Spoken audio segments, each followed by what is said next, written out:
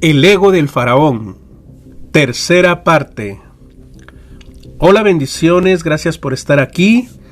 Soy Javier Samayoa, sobreviviente de abuso narcisista y autor del libro Durmiendo con Jezabel. Esta es la tercera parte final de la serie El ego de faraón, un estudio bíblico que nos arroja mucha luz con respecto al tema de psicópatas y narcisistas.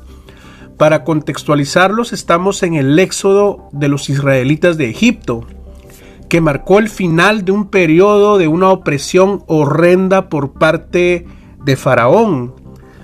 Este faraón en particular evidencia signos de locura y soberbia, como fue el caso de Saúl y otros reyes a lo largo de la historia. Se le recuerda por haber gestado posiblemente el primer genocidio de niños, lo que a mi parecer se trata de un acto eminentemente diabólico. Algo así como lo que ocurrió recientemente en Texas.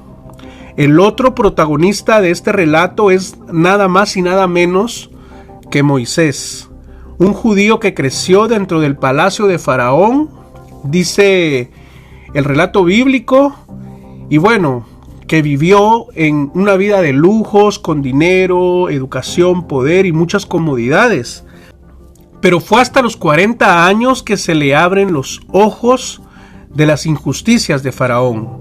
Él ya no ve a los esclavos igual, de tal manera que en una oportunidad él se da cuenta del trato inhumano que un egipcio le está dando a un esclavo y trata de defenderlo, pero fue tanta la ira y el enojo de Moisés que terminó matando al egipcio. Así es, Moisés se convirtió en un asesino y dice la Biblia que salió huyendo al desierto. El desierto es un lugar místico donde todos los hijos de Dios tenemos que atravesar de alguna manera. En el desierto es donde Dios forma el carácter y el corazón de sus elegidos. Es el lugar donde Dios prueba el corazón de las personas. El capítulo 5 de mi libro lo titulé justamente El desierto, porque aquí relato el sufrimiento, la incertidumbre, la soledad, la confusión y todas las tentaciones que en su momento atravesé luego de haber sido descartado por mi pareja narcisista. Yo sabía que Dios me estaba capacitando y formando para este tiempo, pero antes tenía que pagar un precio. Sabía que estaba en medio de una batalla espiritual porque Dios ya me lo había revelado, que detrás del abuso narcisista estaba el espíritu de Jezabel. En el 2017 no había información sobre este tema en ninguna parte. Creo que fui yo el pionero o de los primeros en todo el mundo, no lo sé a ciencia cierta, que salió hablando de esa relación de lo que es el narcisismo y el espíritu de Jezabel. 5 años después, para gloria de Dios, este controversial tema ha sido respaldado por otros colegas. Incluso he visto a importantes ministros cristianos, páginas y canales de habla inglesa hablando de esa correlación que hay entre lo que es el narcisismo y el espíritu de Jezabel. Obviamente, ateos, agnósticos y algunos investigadores de la salud mental rechazan contundentemente esta teoría. Pero bueno, a lo que quiero llegar es que probablemente tú que me escuchas en este momento la estás pasando muy mal probablemente y te encuentras en el desierto, y quiero decirte que en ese lugar Dios va a hablarte y mostrarte tu llamado. ¿Cuánto tiempo dura esa etapa? No lo sé, porque el trato de Dios con cada uno de sus hijos es diferente. Israel pasó 40 años en el desierto, ¿te imaginas?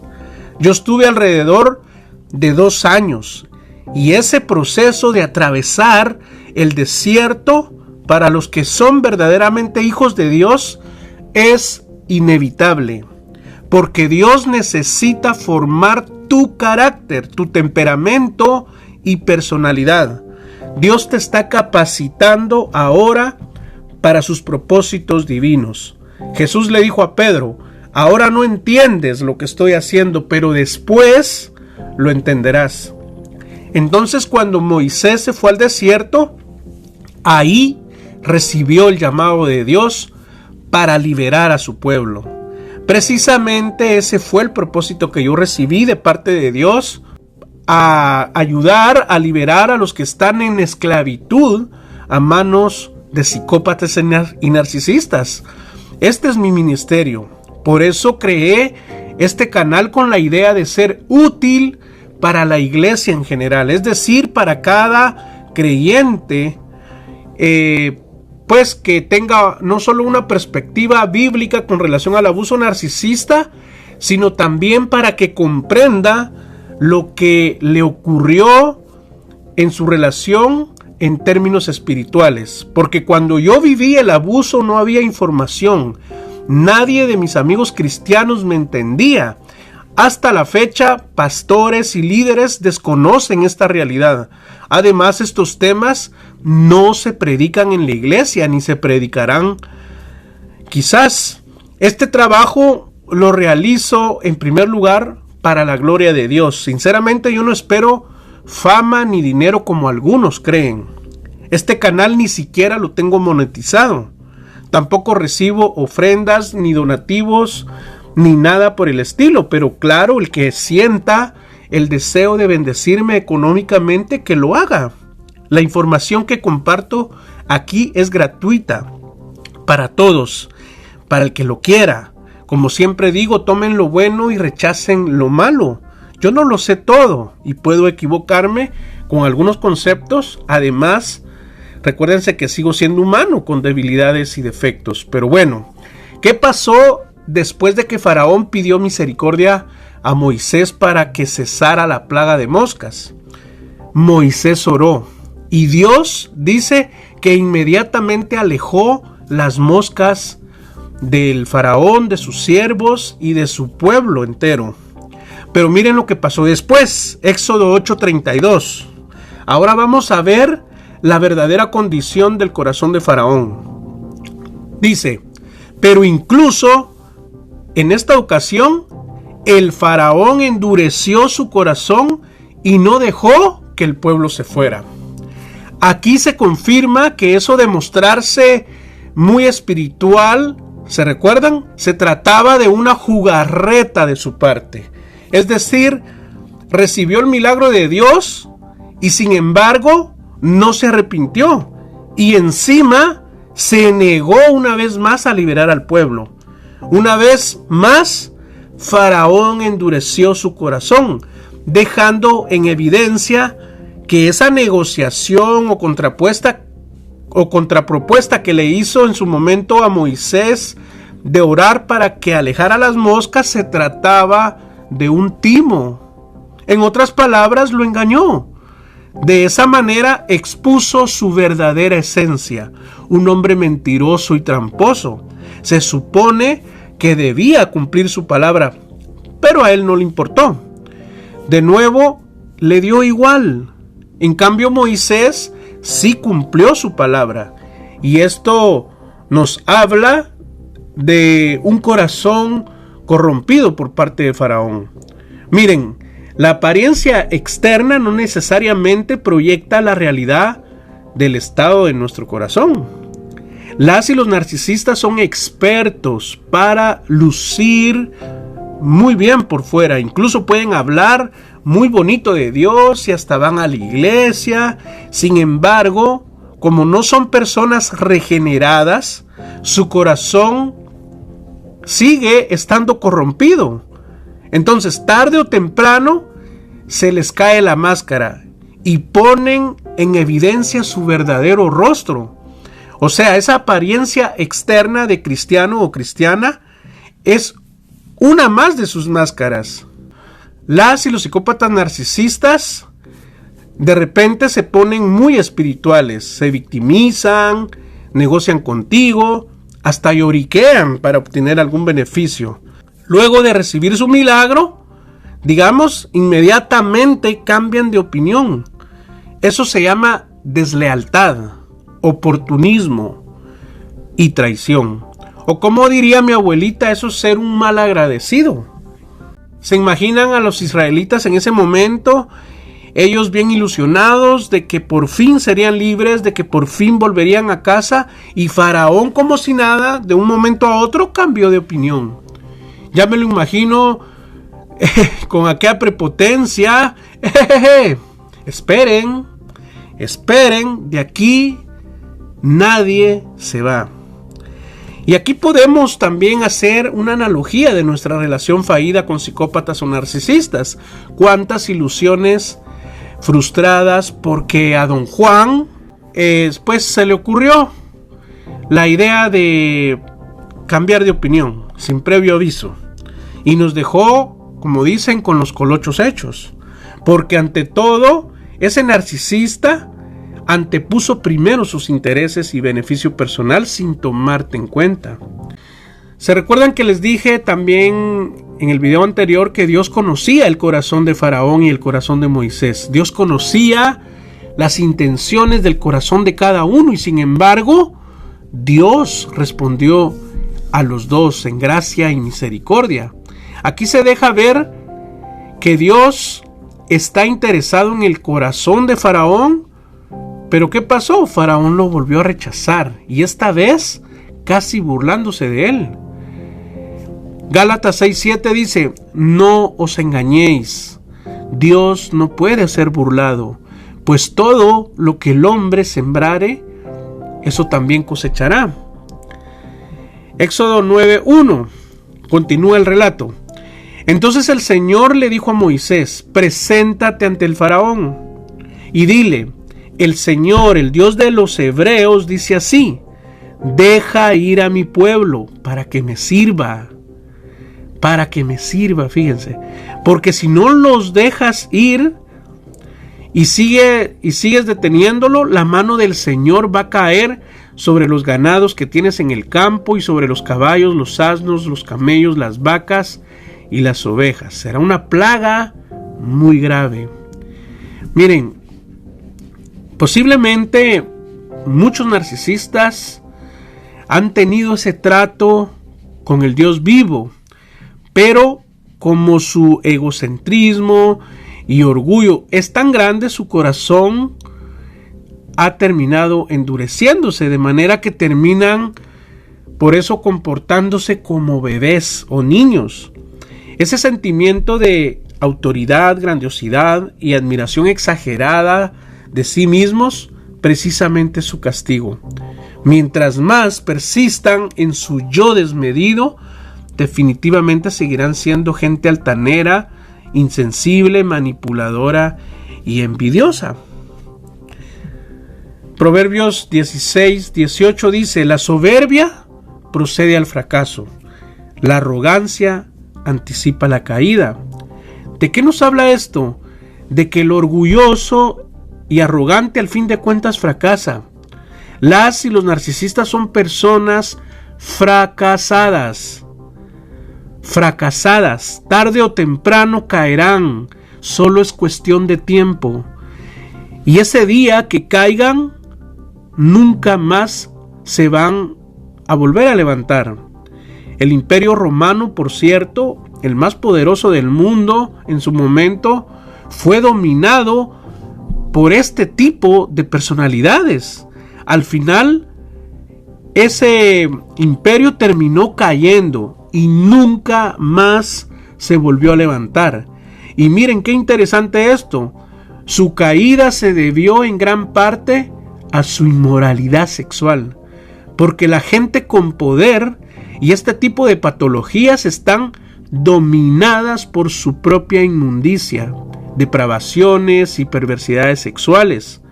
Romanos 1 nos explica perfectamente el proceso de degradación del humano en general, cómo éste ha recreado a Dios en su propia imagen. Nos dice cómo el hombre en la medida que rechaza a Dios, como el caso de Faraón, una y otra vez, la ira de Dios se revela, dice, abandonándolos a las concupiscencias de sus corazones. En otras palabras, a las inmundicias de sus deseos. Mucha gente me ha compartido en confianza detalles de las parafilias y depravaciones sexuales de sus exparejas psicópatas, y esa evidencia nos habla de que a esa gente Dios ya la abandonó, al grado de que muchos de estos psicópatas y narcisistas son homosexuales o lesbianas. Algunos practican el bestialismo, a otros les gusta intercambiar su pareja, figúrese usted. Romanos 1:22 en adelante dice: aunque afirmaban, atención, que eran sabios, se hicieron necios y cambiaron, ahí está la clave, cambiaron la gloria del Dios inmortal por imágenes de hombres mortales, de aves, de cuadrúpedos y de reptiles, dice. Entonces, no eran tan sabios e inteligentes como solían decir. Entonces, ¿qué eran? Fanfarrones, presumidos, narcisistas. Dese cuenta que la gente, pues que se la lleva así como que de muy intelectual, para las cosas de Dios son las más ignorantes. La gente intelectual es la más soberbia y por supuesto la más carnal. A ver, rebátele sus ideas, cuestiónalos y verás cómo se enojan de inmediato. ¿Cómo es posible que un filósofo, un ateo o un agnóstico esté hablando de valores cuando todos los valores humanos, éticos, civiles y morales están fundamentados en la Biblia, en los principios cristianos? Además, ¿por qué hablan de estos valores si ellos no los practican? Es una contradicción total de su parte. ¿Qué más dice Romanos? Versículo 24. Por eso Dios los entregó. Ahí está la clave. Dios los entregó. Lo que les decía, los entregó, es decir, significa que los abandonó a los malos deseos de su corazón, dice, y a la impureza. Fíjense, a los malos deseos de su corazón y a la impureza, de modo que degradaron, ahí está la palabra clave, se degradaron entre sí sus propios cuerpos. Alcanzan a ver que después que Dios abandona a una persona, comienza la degradación. Prácticamente inicia una revolución sexual en ellos. Y esa es otra de las claves del porqué de su inmoralidad sexual. Versículo 25. Cambiaron la verdad de Dios. Escuchen, ahí está también la clave. Cambiaron. Dese cuenta que la rebeldía se trata de la decisión soberana del hombre. En el caso de los narcisistas, ellos eligieron soberanamente ser así. Cambiaron la verdad de Dios por la mentira. ¿Acaso son dioses? No. Pero ellos, por su conducta, dan a entender que son dioses o que son reyes. ¿Qué significa entonces esto? Que un poder engañoso, espiritualmente hablando, los convenció de que son dioses, de que no necesitan de un creador divino, que pueden hacer con su vida lo que quieran, y así les ha hecho creer, por ejemplo, a miles, si no es que millones de varones, que él no es un hombre, sino una mujer. Y a una mujer la ha convencido que es un hombre, o que es un perro, o un gato, o un pájaro. Esa es la condición del hombre en estos días. ¿Y de qué nos habla esto? De una mente reprobada, de una mente enferma, de una mente trastornada, de alguien que tiene pensamientos torcidos, que no está bien de la cabeza. Porque la Biblia dice a una mente reprobada. Y fíjese que el hombre ha llegado al extremo, por ejemplo, de querer cambiar de sexo, cuando eso científica y genéticamente es imposible. Un hombre, aunque se opere, sigue siendo un hombre. Un hombre con el pene cercenado, por supuesto. Y todo esto es evidencia de que a esa gente Dios la ha abandonado, de que hay locura en ellos, de que están bajo juicio y castigo divino. Y esto no solo lo vemos a nivel individual, sino también a nivel de países enteros. Por ejemplo, Estados Unidos, un país que desde mi opinión está bajo juicio de Dios, porque a pesar de ser un país fundado con principios cristianos basados en la Biblia, ahora es el epicentro de toda la maldad y depravación sexual. ¿Sí o no? Hace más de 50 años que en Estados Unidos se viene prohibiendo la oración en las escuelas públicas. Igual la Biblia ha sido sacada de todos los ámbitos y toda esta es una rebelión abierta en contra del Dios de la Biblia. Si ustedes vieran, aquí la mayoría de iglesias están casi vacías y las que están abiertas predican pura basura, pura teología de la prosperidad. Por todos lados abundan iglesias carnales. Ahorita que me recuerdo, por motivos de trabajo estuve en un servicio cristiano de gente morena. No, hombre, hubieran visto. La gente idolatraba al pastor y a su esposa. Y ellos lucían despampanantes como unas estrellas de rock. Pero mi mayor sorpresa fue que en el servicio, en muchas mesas, abundaba el vino y el licor. ¿Cómo así? ¿Un cristianismo así, dije yo? No, pues así, qué rico. Si les contara cómo se celebra el Halloween, no, hombre. Prácticamente es un culto a Satanás, una tradición totalmente aberrante lo que hacen aquí. Señoras y señores, sin lugar a dudas, Dios hace mucho tiempo abandonó esta nación. Y la ira de Dios caerá sobre todo el mundo entero, pero más en esta nación, creo. Versículo 28. Y como no quisieron tener en cuenta a Dios, no quisieron. Se dan cuenta que se trata de una decisión soberana del hombre. Entonces, Dios los entregó a una mente depravada, dice. A una mente corrompida para hacer cosas que no convienen. En otras palabras, acá Dios nos está diciendo más o menos algo así. ¿Quieres persistir en tu pecado? Pues quédate con tu pecado. Prácticamente eso es el mensaje.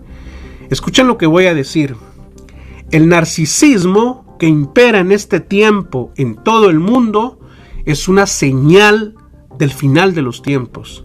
Cristo viene pronto, pero también todo ese fenómeno mundial del que estoy hablando es una señal de que la maldad se ha multiplicado, de que la humanidad entera no quiere nada con Dios.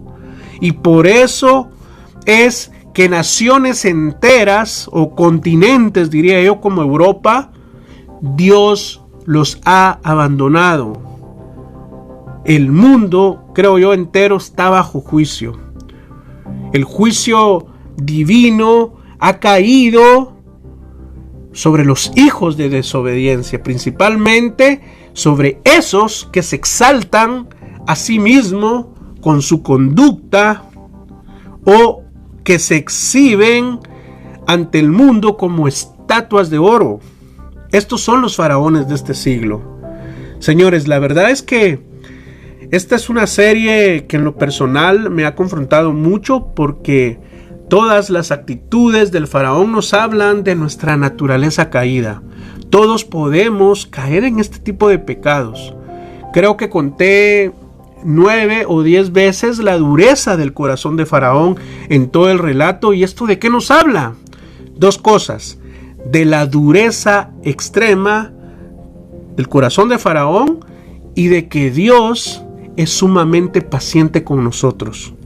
Lo vuelvo a repetir: Dios está interesado en nuestro corazón, pero si tú te empecinas en rechazarlo y Él te vuelve a hablar y lo vuelves a rechazar y de nuevo te habla y de nuevo lo vuelves a rechazar, cuidado, porque esa actitud faraónica de tu parte te podría estar llevando a endurecer tu corazón sin que te estés dando cuenta.